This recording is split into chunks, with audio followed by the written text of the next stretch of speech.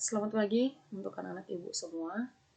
Baiklah, materi kita untuk hari ini yaitu sistem ekonomi.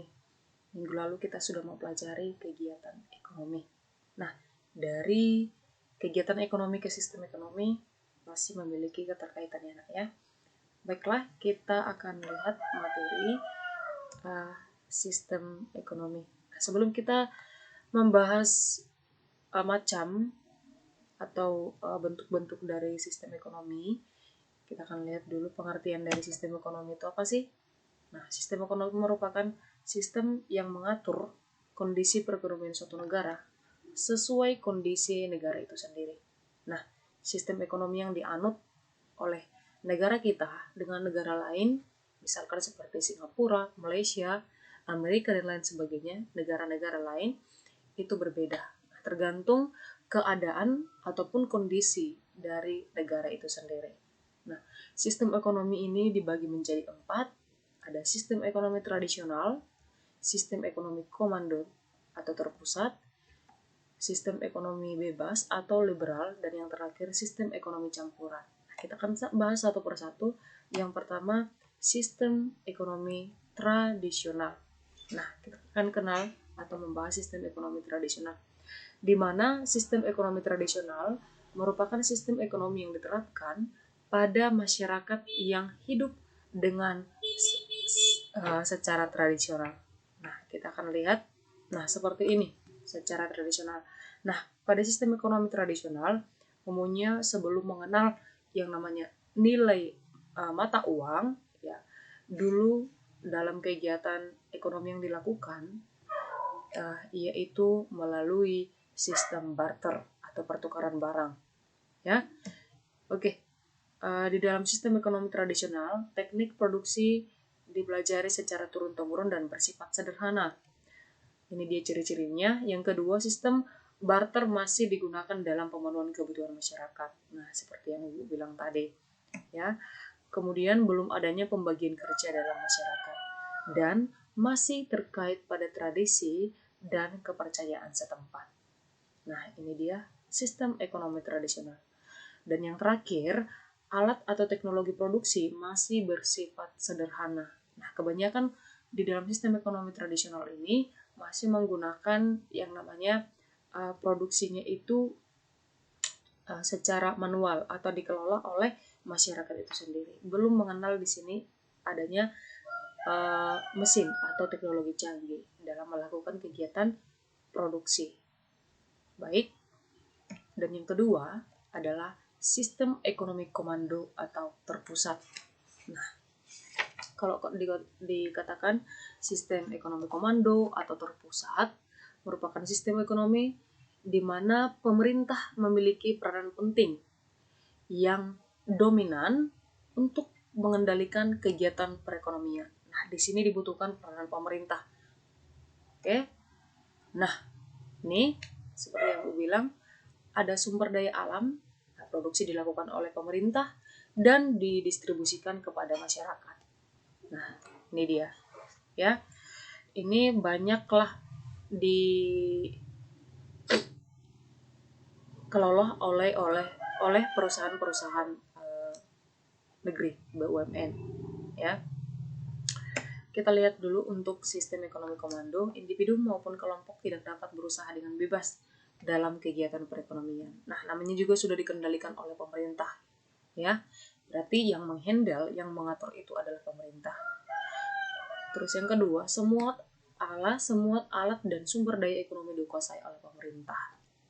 Oke, dalam melakukan kegiatan perekonomian, baik dari nanti proses produksinya itu ditangani dan dikendalikan oleh pemerintah. Kebijakan perekonomian diatur sepenuhnya oleh pemerintah. Nah, seperti yang Ibu bilang tadi. Dan hak dan kebebasan individu tidak diakui negara.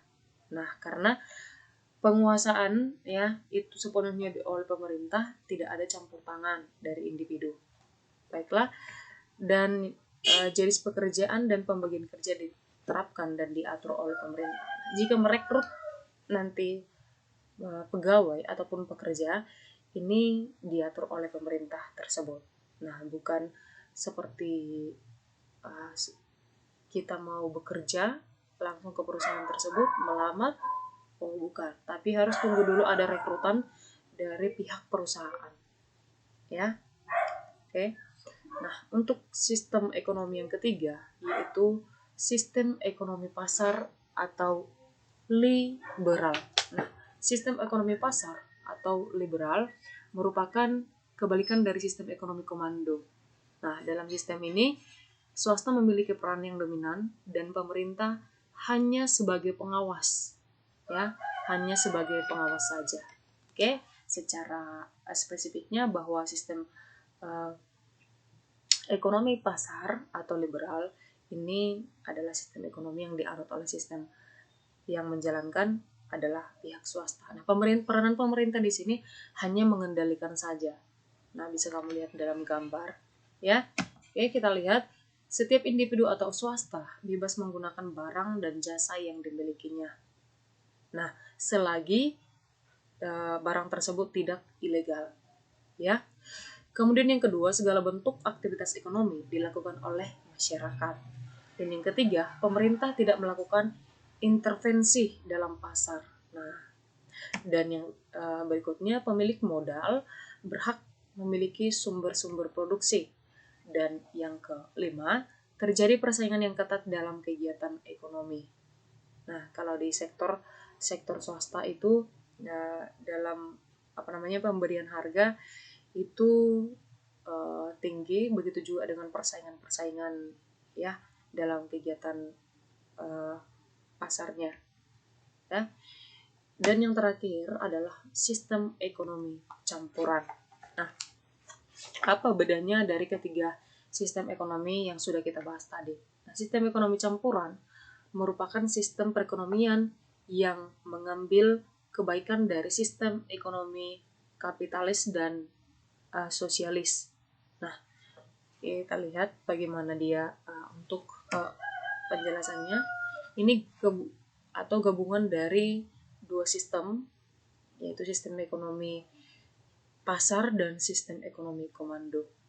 Nah, berarti ada swasta, ada pihak pemerintah, ya. Kemudian barang, modal, dan sumber daya yang vital bagi kebutuhan masyarakat dikuasai oleh pemerintah. Peran pemerintah dan swasta berimbang, dan pemerintah dapat mengintervensi dengan membuat peraturan kebijakan fiskal, kebijakan moneter, serta membantu mengawasi kegiatan swasta. Nah, disinilah yang sudah memiliki keterkaitan ya antara swasta Indonesia ini sudah ada hubungannya terhadap pihak atau terhadap negara-negara di sistem kerjasama ya kalau di dalam sistem ekonomi campuran tersebut. Oke, baik.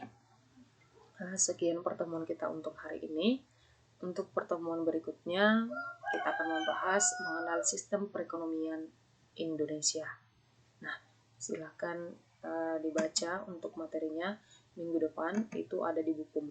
Nah, oke. Terima kasih. Nanti materinya silakan dicatat di buku catatanmu dan silakan juga cek kembali untuk penugasan Ibu buat di Google Classroom. Nah, ingat ya nak, catatan yang Ibu kasih serta tugas, catatannya juga ikut dibutuhkan juga. Ya, catatan, lampirkan catatanmu, kemudian tugasmu, dan kirimkan juga di Google Classroom. Terima kasih, tetap semangat dalam mengikuti pembelajaran, dan selamat pagi.